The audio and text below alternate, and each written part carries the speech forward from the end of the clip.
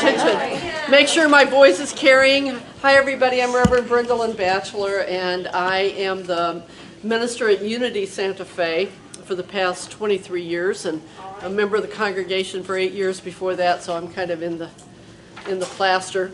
And I have been serving on the board of Southwestern College for the past 6 years, and was just appointed for another 3-year term.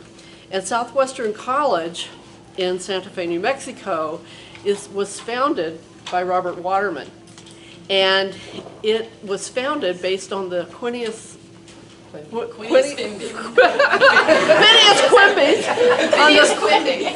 Quimby Library, which was they moved from Alamogordo, New Mexico up to Santa Fe, and we have a wonderful little campus there. And if you know anyone that wants to study transformational psychology, it's the place to go. That's where I went on my vision quest that I talked about last year and everything.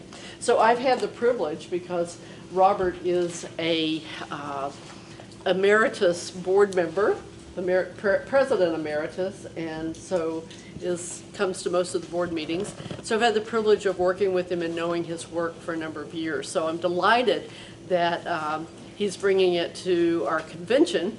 And you may want to talk to Judy Marshall afterwards, because they've been doing his work for some time at Unity Spiritual Center, Albuquerque. Where's Judy? I saw her. There she is. Right. So, Robert, as you will see from the information you were given, this is also his latest book on the theory and practice of Noetic Balancing, which you might be interested in. And we have to order it? No, you have some back here, right? At the Albuquerque bookstore on the 3rd floor. The Albuquerque bookstore table. And we have some back here too. And there's some back here. Right. Save one for me. Okay, I'll hold on to Donna's, okay. So anyway, it is my honor and delight to introduce this wonderful being of light, and to have him, share his work with the entire Unity movement. So help me welcome Robert Waterman.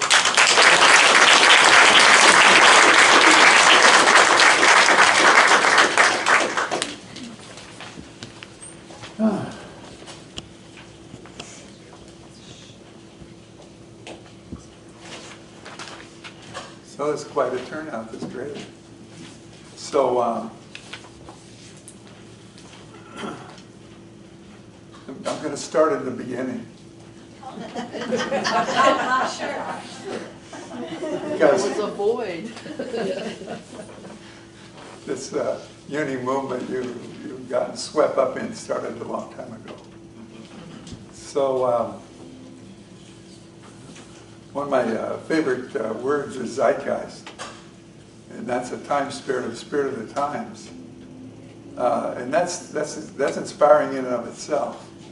But whatever this time spirit is carrying out or present for, comes through the individual. So it's a little bit like a archetype that way of our human nature or human existence. That whatever manifests from these different planes, that comes to the individual. So now we have the vocabulary. I'm going to start in the beginning.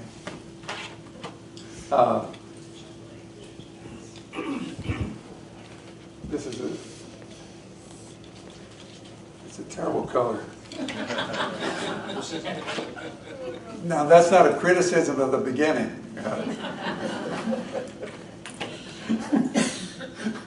I'm sure the colors were fine back then. Oh, that's better. The black is missing out of here, so.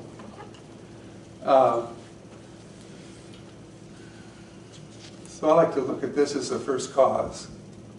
The first, something that maybe you can see, there's also places that exist within us, too, that came with us. So the first cause has a nice ring to it. You've heard the term El Shaddai? That's the first cause. And it's everlasting because it stays. I mean, it has to, right? It starts and it is. So that's the frequency of it, El Shaddai. And so here we are back there in the first cause, whatever was the seed of us. And an interesting thing happened. One aspect came out as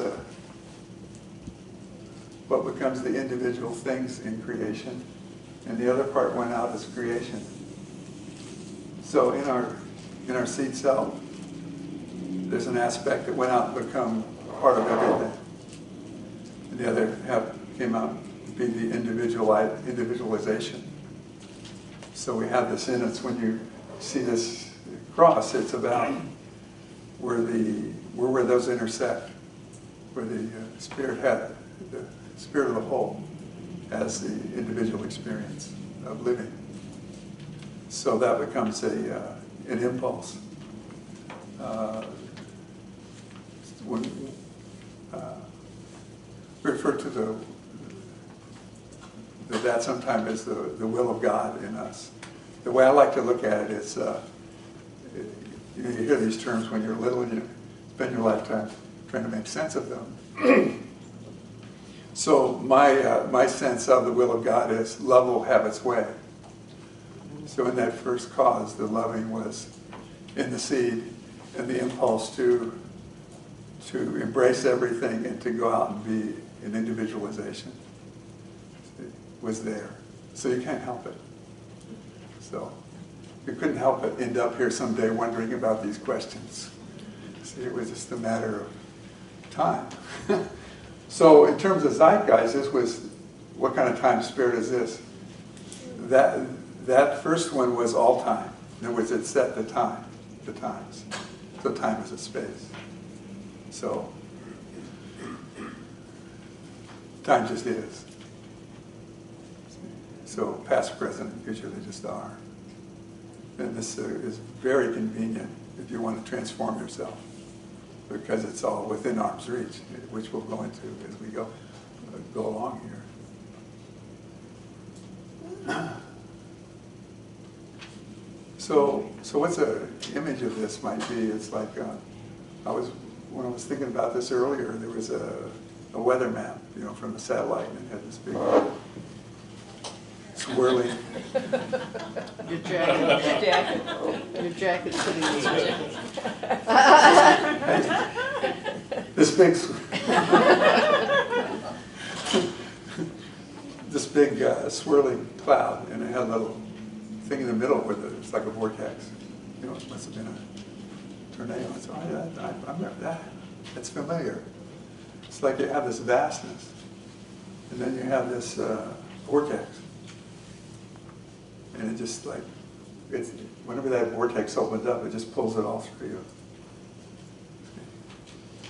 So when you reach up in yourself into that spirit, it opens. And you can breathe a little to help it, and it comes in. It goes all the way through and anchors. And so that's the mechanics of the zeitgeist. See? And it's built in. You just have to dare to access, because it can mess up everything. All your preconceptions, all your ideas about yourself, all your self-importance, and by that I mean the ways you put yourself down is the way, you put yourself up. That's all theory. See?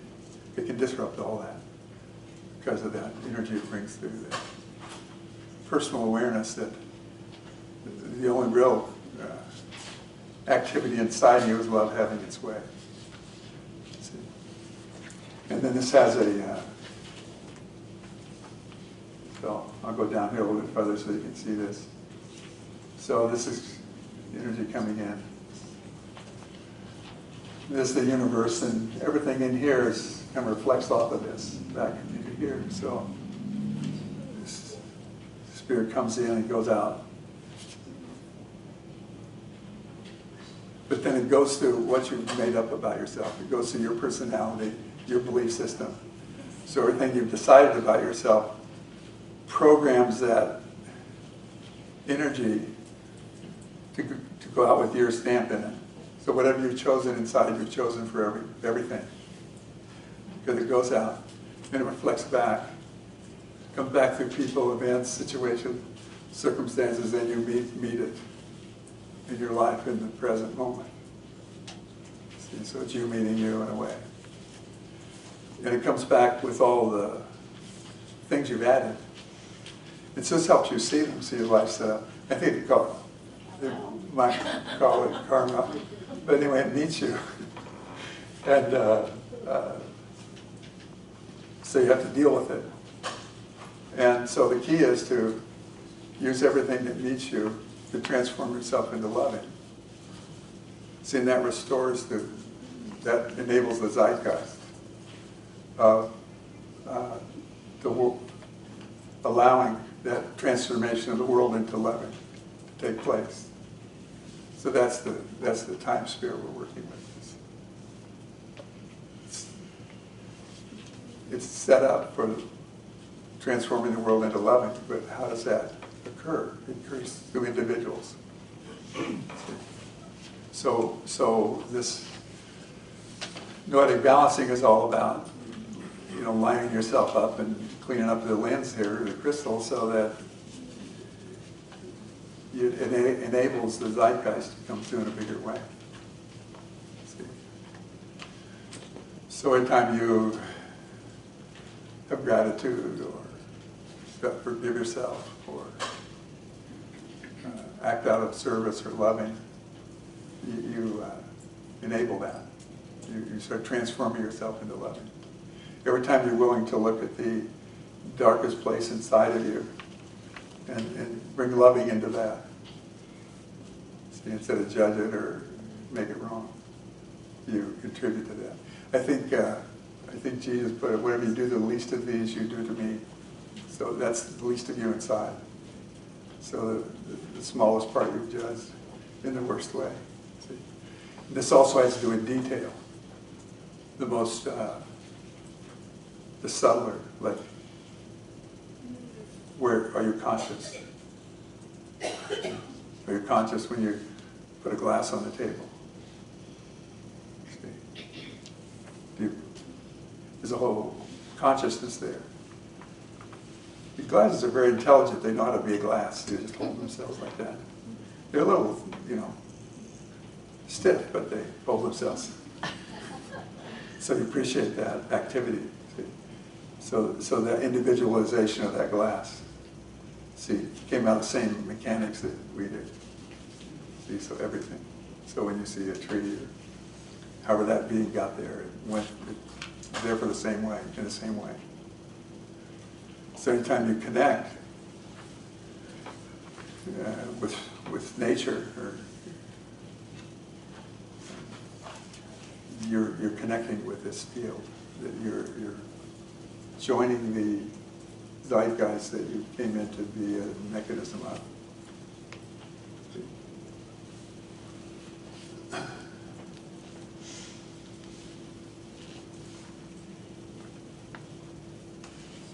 So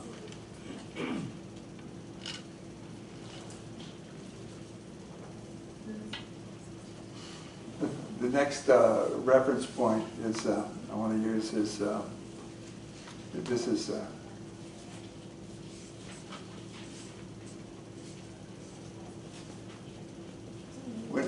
going to write Jesus here because there's an individual that like renewed the time spirit. In other words, at that point, a new zeitgeist was put in place that had to do with a time that this is the time when individuals have an opportunity to wake up to the Christ within themselves. It was that was laid in the beginning. And it's like a mole. In the spy stories, they're moles. It's a mole. It's in there waiting to be activated. And so that frequency was to activate it, to bring that Christ energy of that Holy Spirit all the way down, anchored into earth and carried into all the places that it managed to hide out from it and liberate that. I guess it's so possible to get wrapped up in who you think you are that you forget entirely who you are. And so at that point you need some help. It's just, you can't find your way out. It's hard to wake up. It's like believing you're your automobile and you forgot you were the driver, or something like that. If that's a good analogy. So that's at this new renewal or new zeitgeist, where the spirit of the time is to wake up to the Christ within. And that becomes then the vehicle of the transformation of the world. And fully demonstrating the power of that, which was pretty hard to contain in a physical incarnation, a physical body. So anything other that's added to the teachings of Jesus Christ is extra. That's the teaching. See? And so everything he did was to assist people to wake up to that.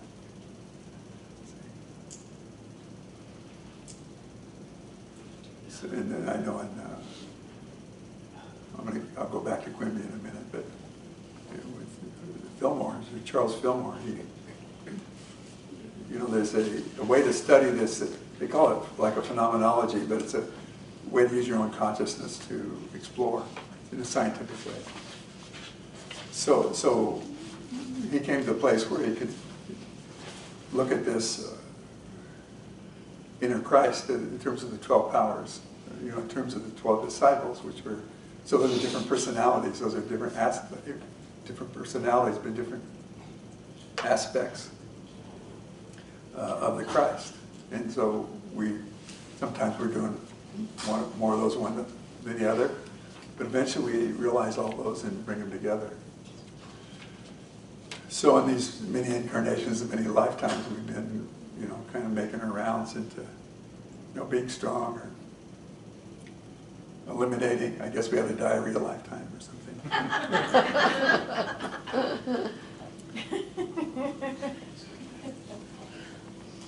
Because we were holding on too tight with the zealotness or the whatever else, So we eventually balanced. And so another aspect of that is really them starting to use the scriptures as a symbolic key.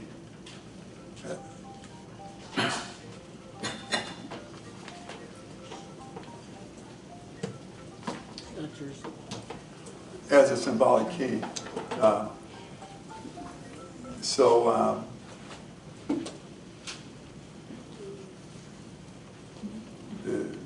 Really the way we're coded is in terms of light and sound, and so when we have these images and realize that you talk about one of the disciples, you're really talking about access to a certain consciousness. And so by realizing that, you can use it as an access rather than a definition. See, so it takes you into the meaning of that's in the field and out of the intellectual or mental meaning. See, so it's not a rational process, it's a mystical or metaphysical process. So it lets you tap into the vibration. So, you put together this whole dictionary on how to use the scriptures to tap into these frequencies that are in the zeitgeist. See? And then bring those to your individual expression and use that to work out your own meaning and resolve things within yourself and to wake up. See? So he's a great example of how, as he experienced or woke up to that individual relationship to the whole, he could begin to translate that and grew in it. See? And show. So his example is just as important as the material. Like when you look at the way that person did that. See? It's just as valuable as the material. I don't know if this is true or not, but it has another. I was reading in some material about Fillmore, and he believed he was. He wasn't. Yeah, the reincarnation of Paul. Now Paul was kind of very literalist. He's all, rules, and this is good and that's bad. And so it's like a contrast, like, oh, yeah, that's his karma then. See, no, that wasn't your past life, that's your karma. But because it was such a kind of tight, Paul had the connection, but he then went around and writes and do's and don'ts, and that's the Old Testament stuff. So anyway, it was kind of fun when I read that, about that. Say, oh yeah, could that be true? Well, it could be true. At least it's true metaphorically. And so, if he looks it up in the dictionary, at least he has the definition for his karma. So this is the fun part of it, that these aspects of ourselves that seem like destructive or limited are very much an advantage. See, one way I like to look at karma is it's a bank shot for loving will have its way.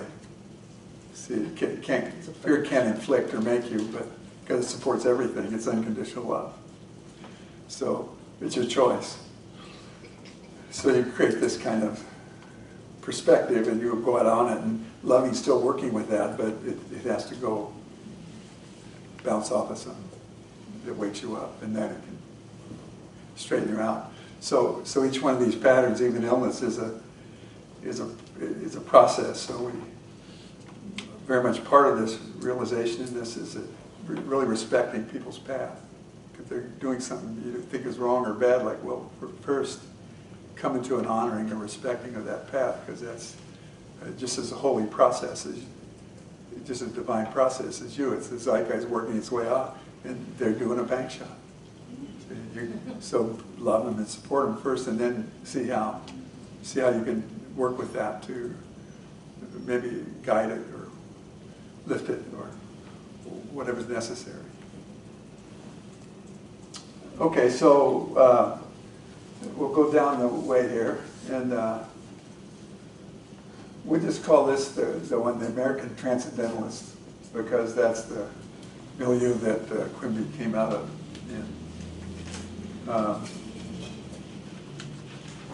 So the zeitgeist goes on.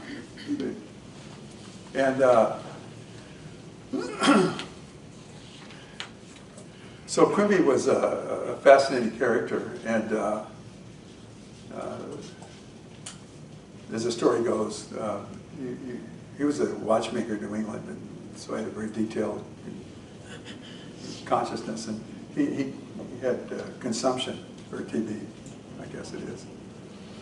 And so they had rules for TB. Like when you have TB, you have to do these symptoms and do these behaviors. And so you memorize those, and that'll keep your TB intact. and that's supposed to be a remedy, but all it does is keep the definition intact. Like, and if you identify with it, like you have TB, so I am TB. See, that's even worse. Like one of the things I encourage people is your feelings are just information, not identity. Because we're always doing like, I'm sick, I feel sick, so I am sick. See, I'm angry at this person, so I am anger. See, I did something disgraceful, so I am shame. And we'll get back into that later. But so it's just information. So, but anyway, he was believing the information, so he was doing the behavior that was going to keep his TB intact and keep his idea of himself going. So he's out in taking the air. One of the rules was just take gentle walks or get in your buggy and, take a gentle buggy ride. See? And if you do that, your disease will stay intact. See? So, as the zeitgeist would have it, something startled the horse and it ran. And it was really a dangerous run. Really, it must have been a rattlesnake or something. Now, do they have rattlesnakes back east? Anyway, it scared the horse. And so by the time he got it under control, the TB was gone. It just wasn't there anymore. So when he behaved totally the opposite of how he was supposed to, the TB was, see. So this is interesting. So instead of trying to fix the problem or cure the disease, you just change the reality. See? That's always the key to even psychological problems, is that you have the pattern of the problem, issue, disease, and then you have your relationship to it. And so this is all entangled with your beliefs about life and your cosmologies and your ancestry and whatever milieu you grew up in. It's and what the society says it's all about, holding that. And then you have you, which is your soul, and you wake up to that. So you wake up to the inner Christ. Where the inner crisis issue, you wake up to your soul. Anyway, it's all the same. So you wake up to that, and this gives you a measure where this is the true self and this is the, I was going to say false self, but that might give it a bad rap. It's just not, it's alternative truth. Alternative truth. Made-up self. See, you get all the new material we need, so it's alternative truth. And so here's the truth, the alternative truth. See, so to understand the truth, you have to understand the alternative truth, because this is all serving some purpose. And so as you wake up to that, this you identify here, it starts to show you like where you defined yourself. Where you use the I am of yourself to say I am this, I am that. You see those, because you have the measure. And then you can either clear by waking up to it, giving voice to it, forgiving yourself. Sometimes it's just so fast, it breaks loose so fast, it just takes you to a new place and you don't have a chance to do anything else with it and give up in that sense. So anyway, that was what was going on there, see.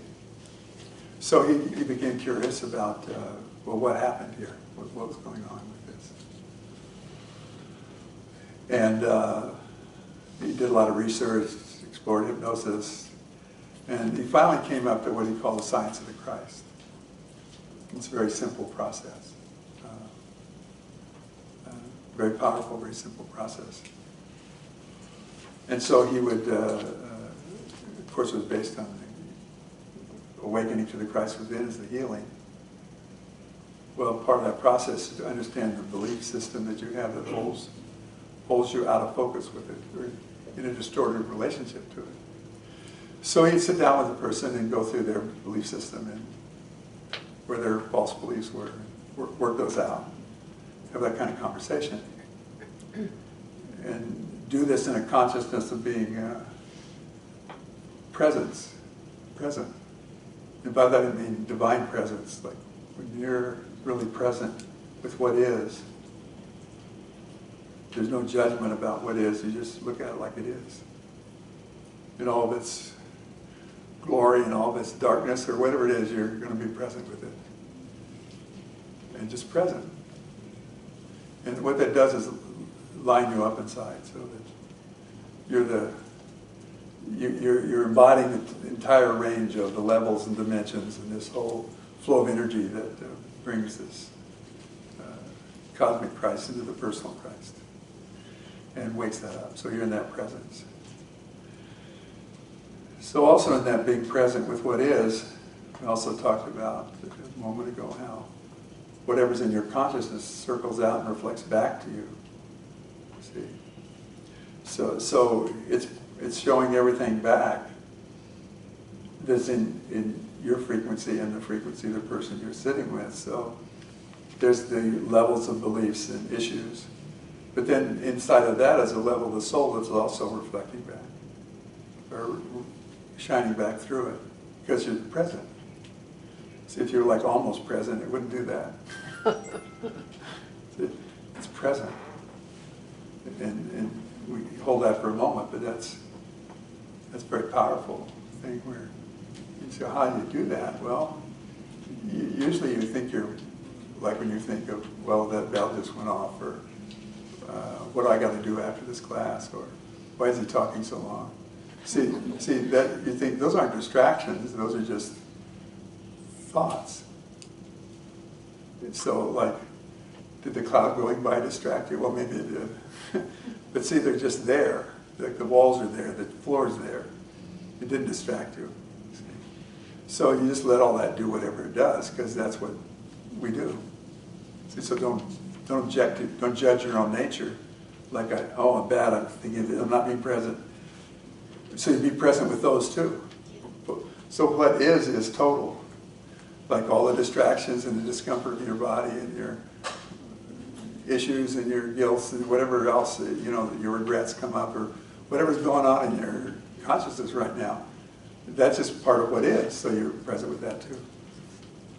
See, and as soon as you do that, you go back into that silence, into that loving, into that sound, into that Christ. And it's just very powerful. You consider, like, when you have a problem and you're identifying with it and you have an issue, how do you solve that? Well, the first step always is to be present with it and then step back into that place where you're in the silence, in the peace, in the loving, in the Christ. And identify there. And as soon as you do that, the self-judgment and the belief about yourself, what the issue was, it just becomes experience. See, without any judgment on it. And this seems like a small thing, but it's very powerful. As soon as you switch from belief about what's going on and judgment about what's going on and reaction to just experience, there's something inherent in the experience that starts to resolve itself. See, the original El Shaddai, the original first cause, loving will have its way. As soon as you go back into that frequency and shift to experience, the resolution just starts. So you just watch it resolve itself. See? Yeah, you feel that. See? Okay, so here we are with Quimby, being present in that kind of energy and what is, and then he's still talking though, so he looks at what does he notice? What we notice is that this person had, this happened to them and they decided this thing about themselves, so they need to work that out. Maybe notices something else, and pretty soon those are resolved. See, so they're both toe-to-toe here in this presence because these obstacles and distortions of the client's presence are away. And then he did something he called just sitting with them in that presence.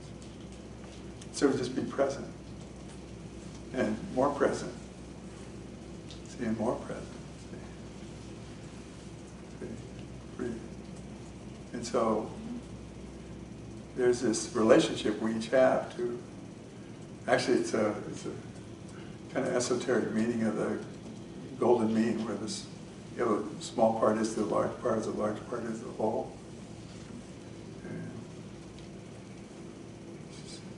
so whatever you are in the small part, you're present with your wholeness. You got your ego and your soul, and that's whole. And then that goes out to the wholeness.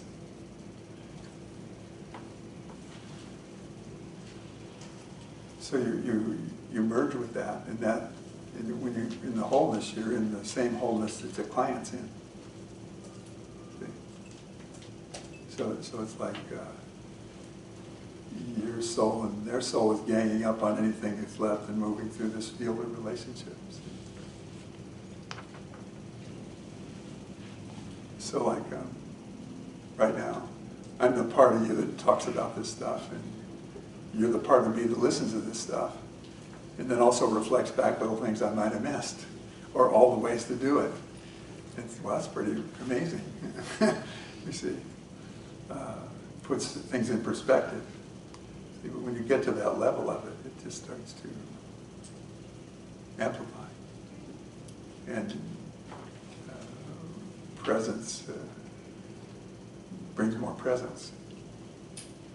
And that becomes the focus. whatever we focus on inwardly, the inner person is given us outwardly, 100-fold. That's a biblical also. And so this just keeps building. See? And I don't know how long he would sit, I guess, until either passed out or thought they were done. So often you can feel completion to something like that. So that was his science of the Christ. And those simple elements to it.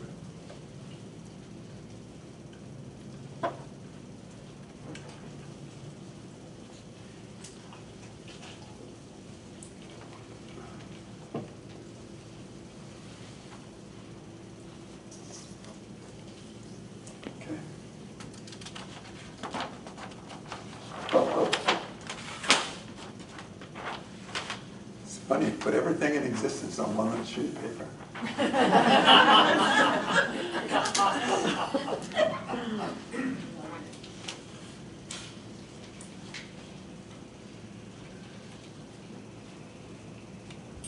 So, Noetic Balancing is a direct evolution of Quimby's Science of the Christ. Just a little more technical, in a sense. So give a little perspective here.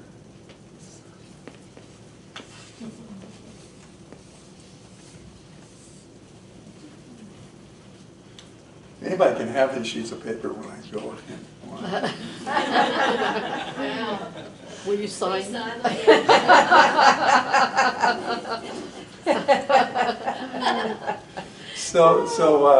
This is a symbol for a physical body. Maybe the least of these, right? And so we touched this a little bit up to this point about, we're here in our body and that's mostly what we're aware of, but when we start using our feelings and our fatigue or us sitting as information and then, go back in ourselves a little bit and there's a space here. And one way we look at it in Noetic Balancing, where we got the name, Noetic just means consciousness, or, it's like intelligent love. It's the consciousness. It's the whole individual relationship to the wholeness. See, and that word comes from, its root word is nous. And nous is the first emanation of spirit into form. So it's a derivation of El Shaddai. It's a definition of the first cause. So we're dealing with the first cause as it's manifest presently right there with that person and in that their version, their updated version of their creation of the first cause. This is what that being has done with it up until now. See? So it's in the same perspective as I've been talking about. So we like to work within this space here now. There's many levels of the consciousness, and when this field is balanced, it's very easy to center in ourselves. So when we're centered, we're very much in the flow of that energy. Say a belief, say I'm unlovable, and it creates a form out here. And so it distorts the area of this field. See? Or maybe there's shame here, and it distorts part of the field. Or you see something that's terrible and awful, and you say, I don't want to see that. I didn't see that. And so it starts distorting the energy here. So we work in this field out here. And these are all within arm's reach. So if you want to know where your beliefs are that you're trying to find, they're just all right around here. And in fact, if you talk with your hands, you can watch your hands. Like one time I was driving down the street, well then you know where that belief is. See, and another time this person almost hit me, and that's where that belief is. See? So if you just kind of watch, or you just can mirror back to somebody while they're talking, and that's where the belief is in the field. And if you get a little more senses, you can feel it. in that field.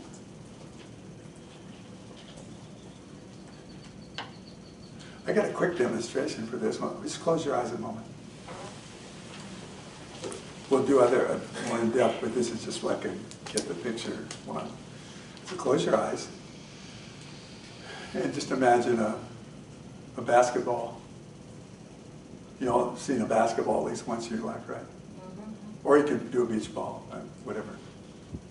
And just imagine it and just like spin it around a bit and maybe sense the last place you were when you saw a basketball or a beach ball on the beach or in the basketball court. Kind of look at it.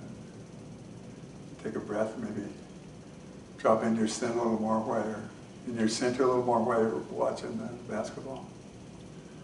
Okay, now in a quite innocent, non-thinking way, take your physical hands and put them on the ball.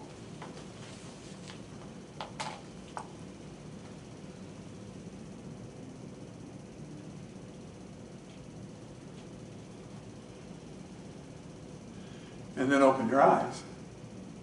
See, none of you have your hands inside your body. They're all out here in your field.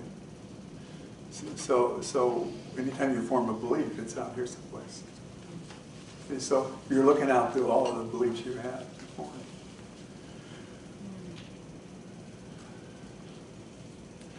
So when you're present with what is, you can start to distinguish. You know, there's something obstructing my vision here. So when we balance those patterns, you have more clarity, as well as more center. Anybody have their hand sticking inside of them? I just always want to check. Maybe it's all my orders inside of me. See, so it's like, it's like you go in, and as you go in, you go out. So as you become more centered, you also become more. See, that very much it's the metaphor of you're the wholeness, and you're the singular experience of the wholeness. Because you go in, and then you go back out. So it's good to get comfortable with yourself. And, wow. We've only been doing this 10 minutes. No, actually, like 45, 40. We started late.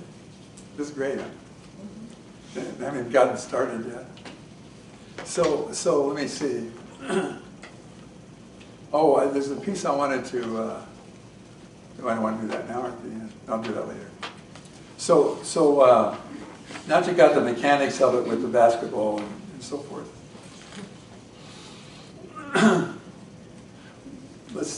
Would you like to try an experiment? Yes. Okay. So close your eyes again.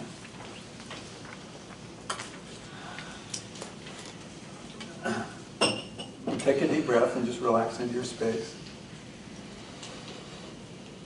And just, whatever way you do this with your imagination, just touch into that center column of light that comes to the top of your head and down through your spine into the earth.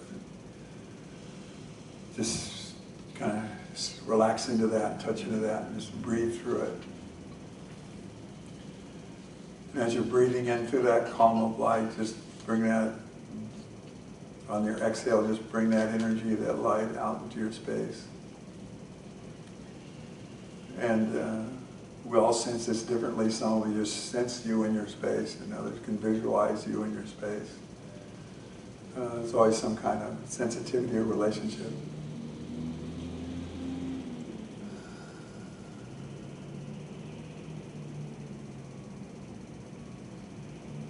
Yeah, it's very good. Just keep breathing that way and dropping into that space, that center.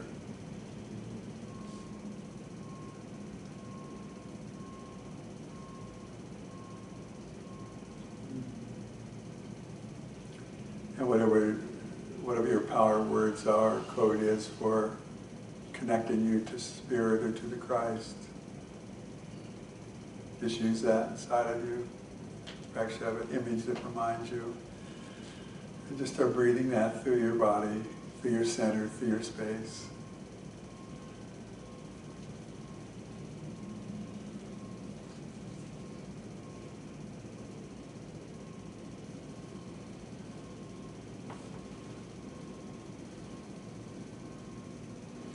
As you do that, you become more and more present. So you invite that divine presence to be with you for the highest good.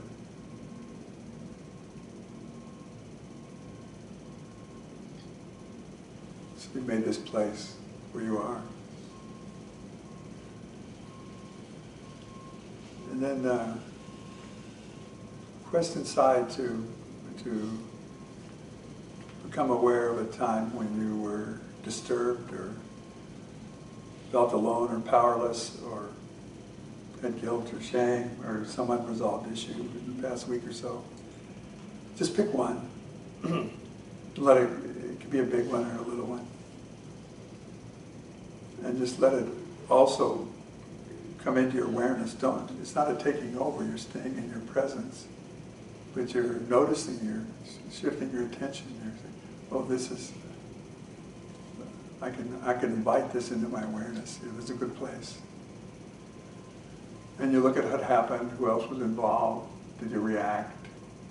Did you judge yourself or someone else? What did you decide about yourself?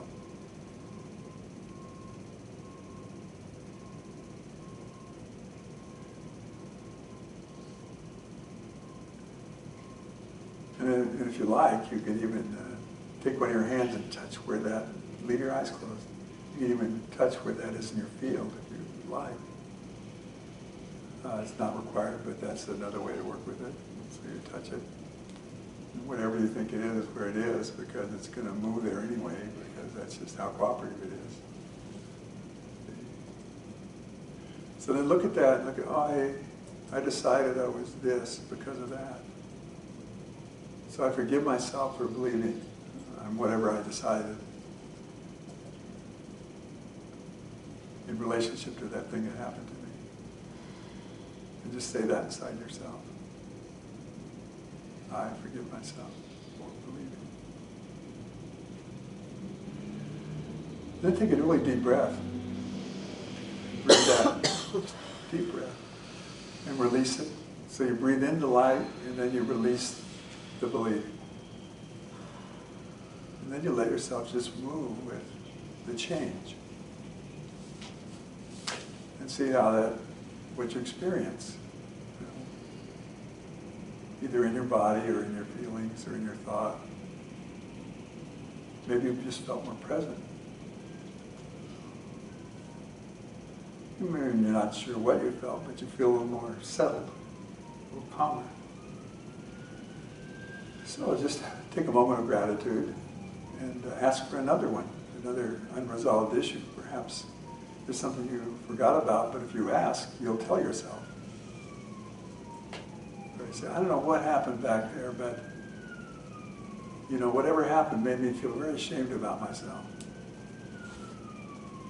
And that's as close as I can get. So you say, I forgive myself for believing I'm shameful.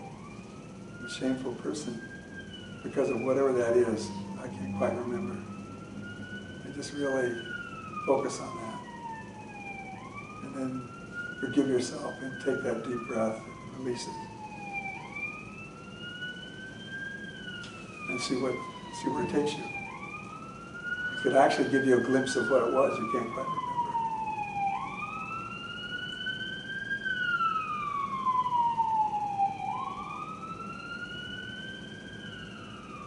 So you incorporate the siren sound and say, is there another time I heard a siren that took me to a situation where there was alarm or fear,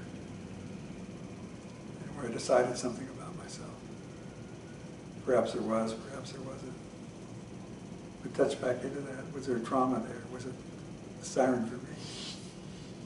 And again, repeat the forgiveness process.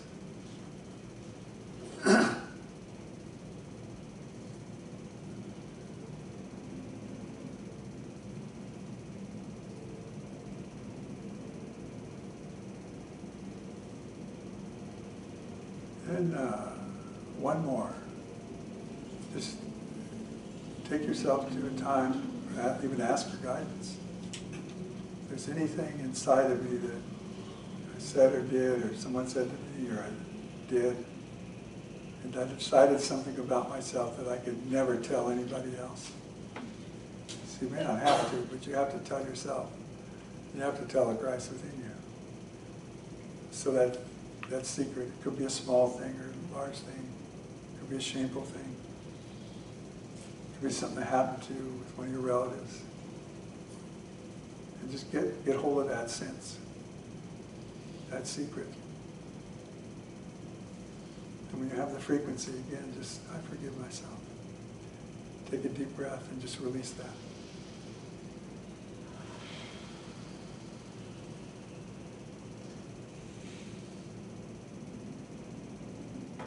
It's a good one.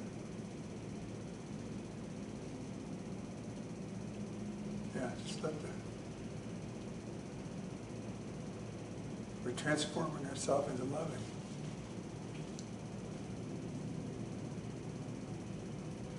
Let's go one more place. And this is for any situation or circumstances in my own ancestry, for anyone that's carried a secret or a judgment.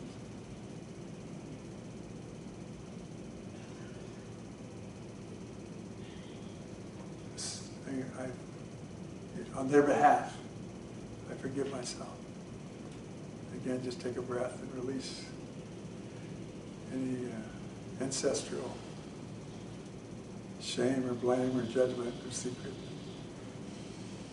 And maybe even visualize that going back up to your family tree. And if you don't know who your family tree is, just watch it go back up a family tree, and that one's yours.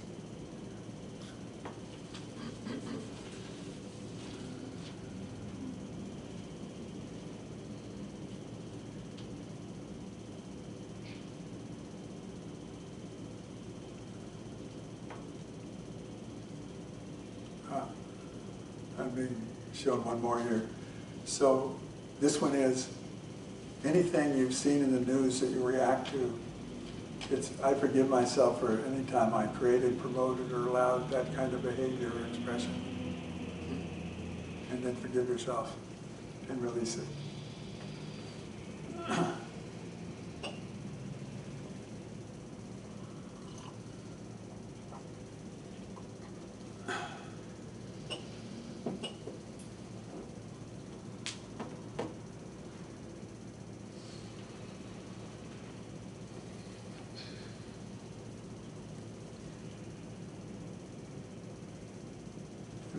While we're in this place, we just ask if there's any, in this space we've created within ourselves, we've made a place, we've prepared ourselves.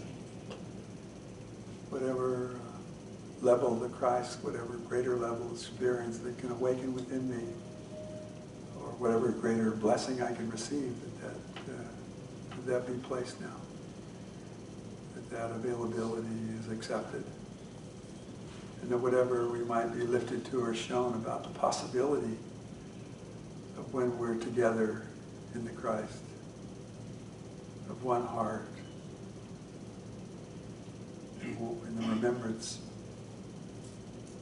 of our seed, of our origins, and the cause for which we came, that be made aware to us and energized and awakened in our consciousness at this time. We embrace that. We accept who we are in truth.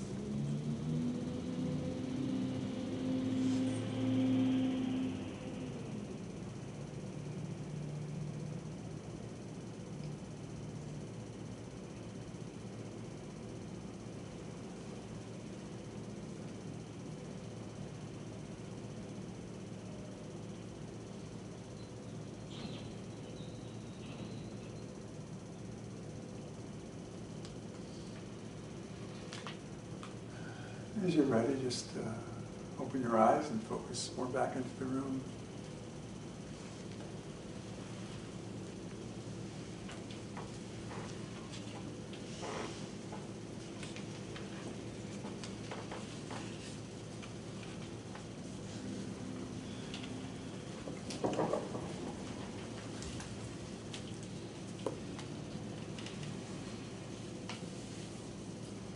So one more piece, open up the questions. in this time of the transcendentalist, there's this very powerful statement that Emerson made.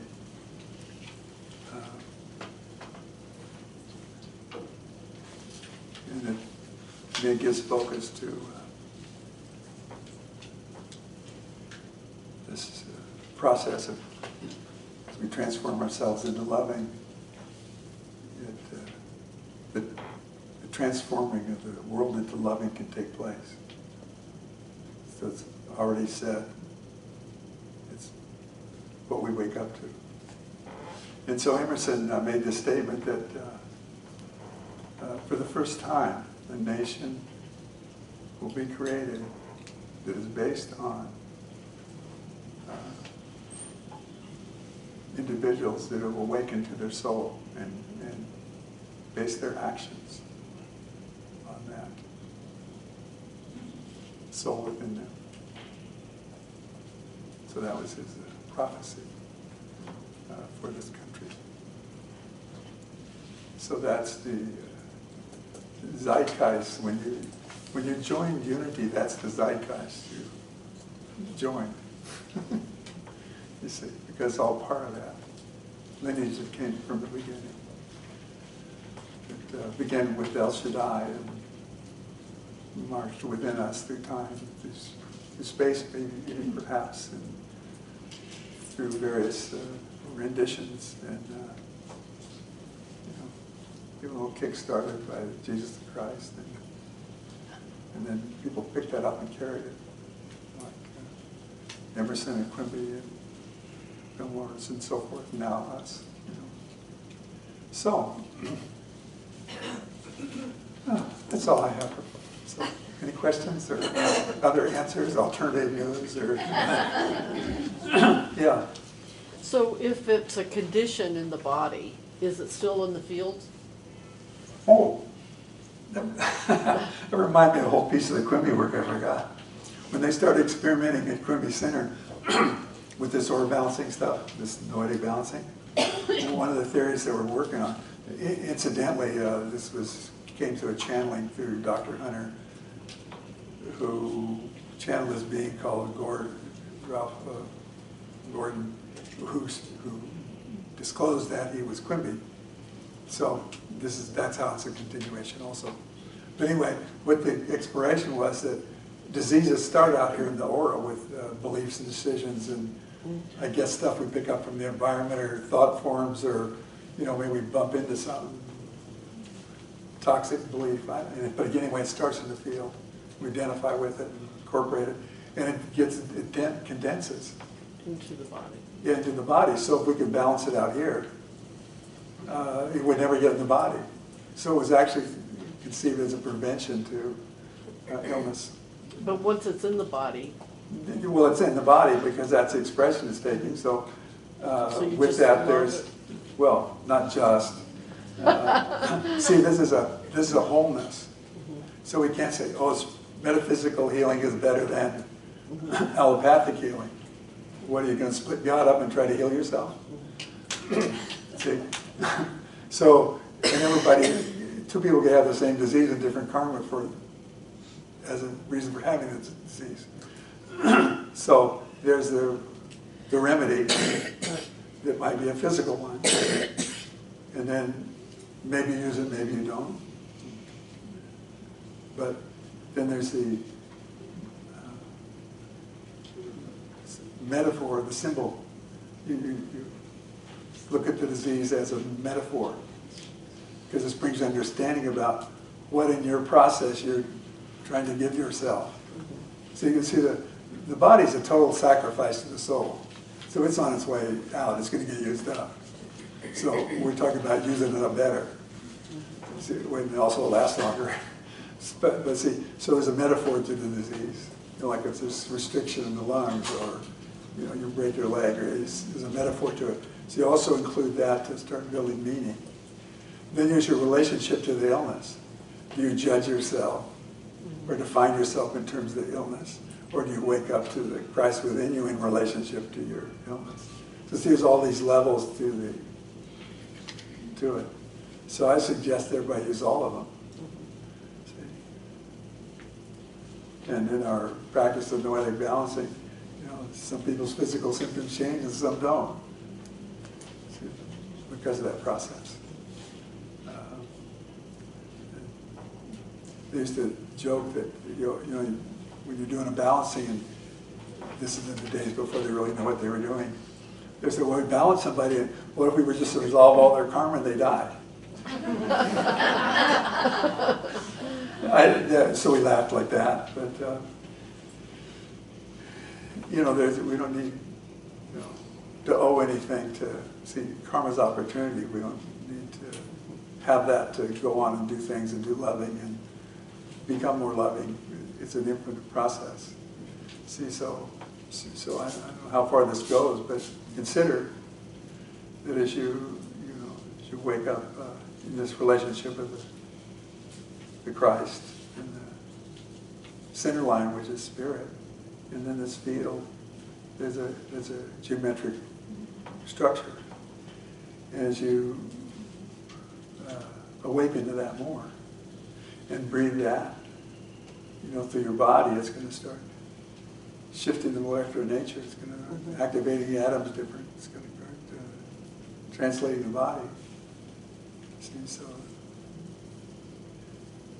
I think Fillmore lived to be 90 something, and when his leg got better. See, there's a lot of examples of this, of this transformation. So, does the body become light, perhaps, or does it need to? Some people just wake up and know where they're going. Other people, maybe they're going to turn into light. See, it's integral. See, so it's not a separate thing. So we talk about maybe your mental or your emotional. Well, it goes all the way through you. So it's like the wholeness is all the way through you. Is it like a samkara? Well, that's an awakening of energy. Yeah. Samsara. Yeah. I forgot the name. Everybody got the right name? Yeah, that where this energy opens up. But it's more than that. See, it's like when you consider that,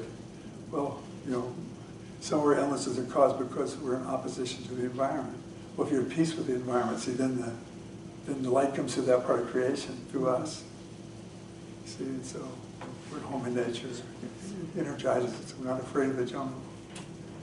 See, so that vibrates the body a certain way. So see, here you are in your body. And then what are you going to float it in?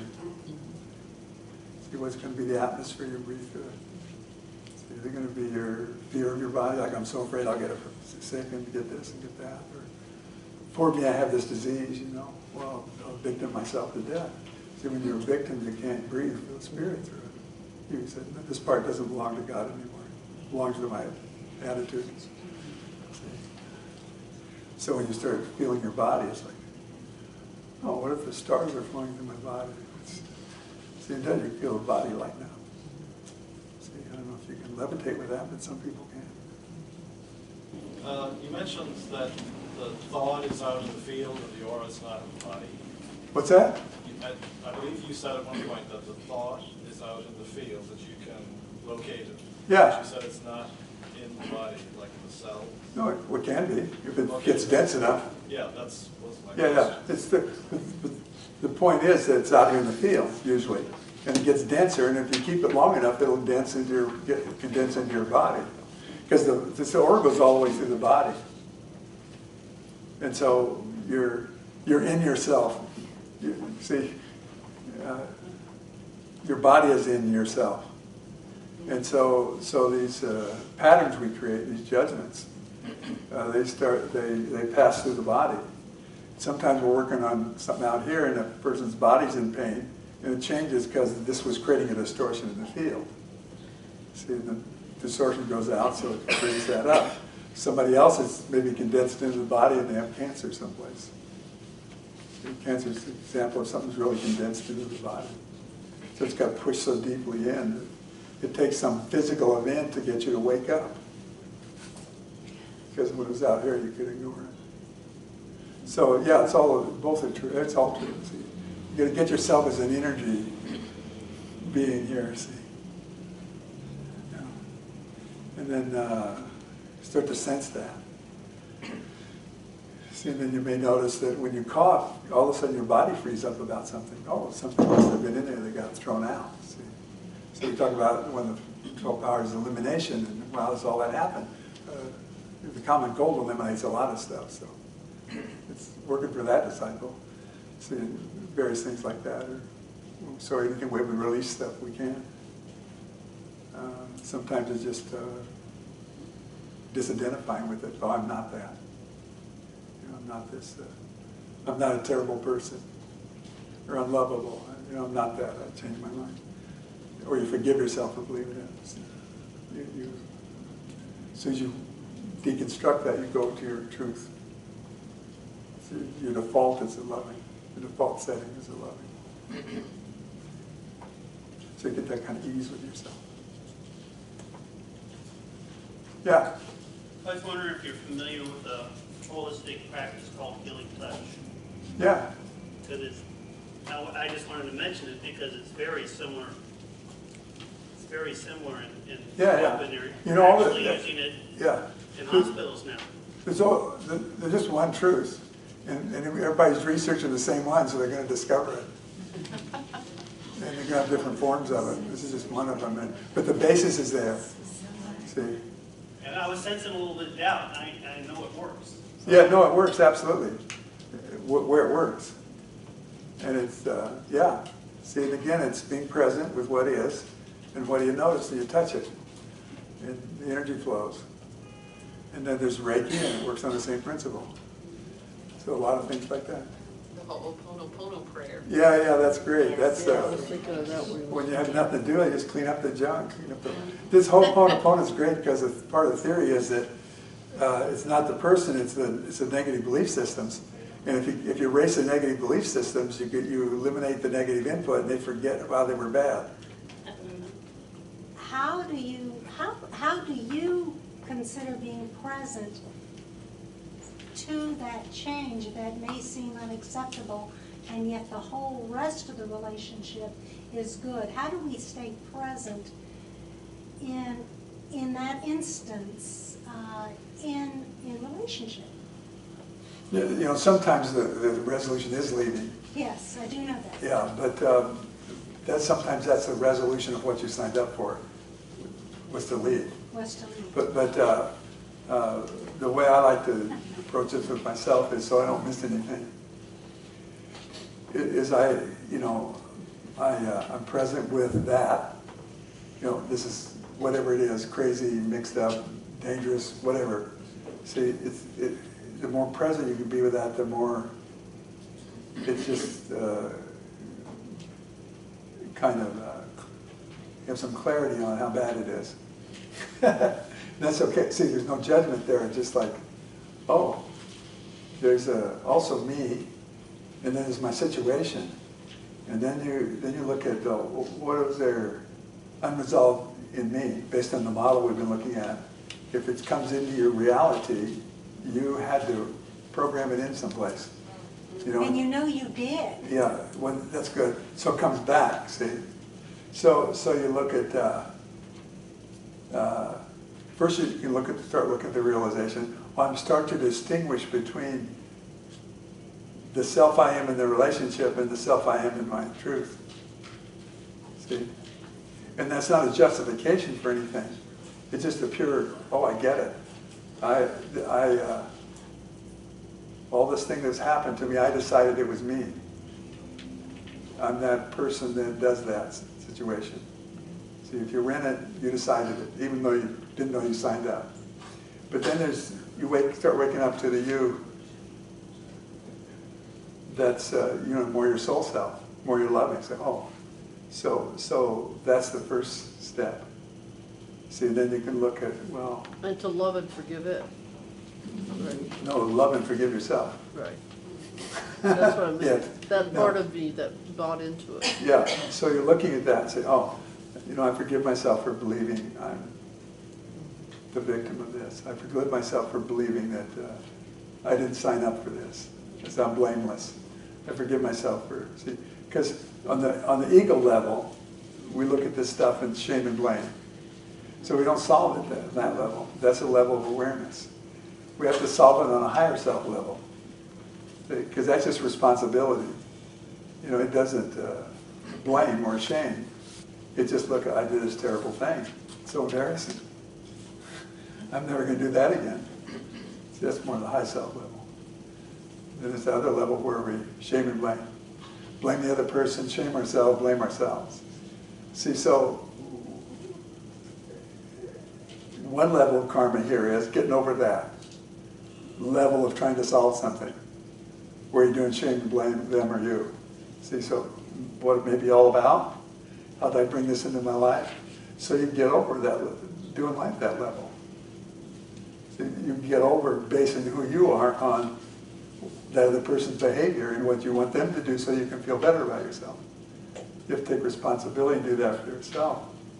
See, so that may be the level of the karma, not something you did to that person in a past life or something they did to you. It may be the situation. Oh, I've got to, you know, I took on a whole conditioning into what a woman was in this civilization at this time, and I was living it, and after this one I'm not going to do that anymore. See, that could be the whole karma right there. And that's your responsibility. And you didn't, it wasn't like a random thing. Right. You came in to get that. And this person did a beautiful job helping you get that. So then you go to gratitude, like, thank you for being such a jerk. You know, like I never would have got this if you had been like a normal good guy. Or it has nothing to do with being a good guy or a good person. It has to do with a condition. Like if someone has a debilitating illness, and there you are, and it's not about abuse. It's about a Yeah, well, it's still this good guy, bad guy thing. It's like a good person's going to take care of him and does a certain thing. and a bad person leaves. There's going to be some judgment in there, yeah. And so you get those first. Then when you get everything cleaned up, then you look at it and see where you want to stay or go. That makes sense. And, you know, you may have cleared up your karma, and so they died. You didn't have to choose. Or I did. Yeah.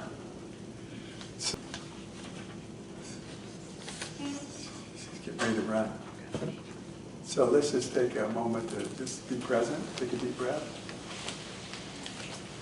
And so you leave refreshed and faster than time. And I really appreciate this chance to share with you. It's been exciting. And God bless us. And use everything in your life to transform yourself into loving. So the transformation in the world into loving can take place. Thank you so much.